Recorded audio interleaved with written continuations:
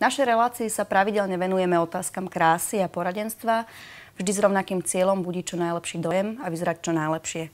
Dnes si ukážeme, ako vyzerať serióznejšie. V štúdiu je s nami môj kolega Samuel Trnka, ktorý doteraz pôsobil najmä v oblasti zábavy. Rád by rozšíril svoje pole pôsobnosti i o serióznejší typ spravodajstva a my si dnes ukážeme, ako na to. Samuel má pomerne dobrý typ pleti, majú kvalitnú, ale odporúčala by som mu začať používať krémy proti vráskam, najmä v oblasti očí, pretože sa mu objavujú prvé vrásky smiechu. Čo má problém, a to mám aj ja, je problém s chlpkami na tvári. Tu by som odporúčala depiláciu voskom, najmä v oblasti líc, aby vynikli kontúry tváre. Pri zmene imidžu je dôležité si ujasniť, čo je našim cieľom, kto je našim vzorom. Samko, tebe sa ktorý typ mužov páči? Hudák. V tom prípade budeme skracovať a trošku brúšákovať. I've been walking in the shadows of true light. I've been running in a race just to win. Backed into the corner of my mind, yeah.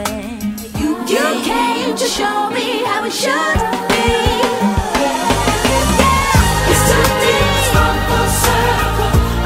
Just by watching this world, foundation is clear, I know. Baby, your love is fundamental.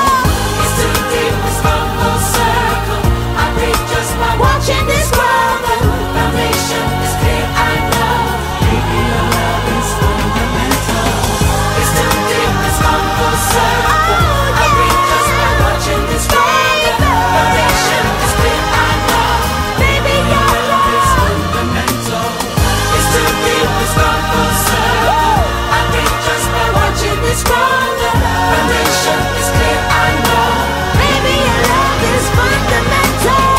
It's too deep, it's gone full circle.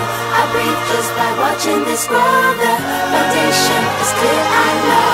Baby, your love is fundamental. Samko je tak ako mnohé z nás vyznávačom ležernej módy. Tej sa nemusíme úplne vzdávať, stačí trička vymaniť za košele. V samovom prípade by som volila farby ako hnedá, šedá a modrá. Čo sa týka výraznejších farieb, s tými by som opatrne, len v prípade doplnkov, ako je spodné prádlo alebo peňaženka.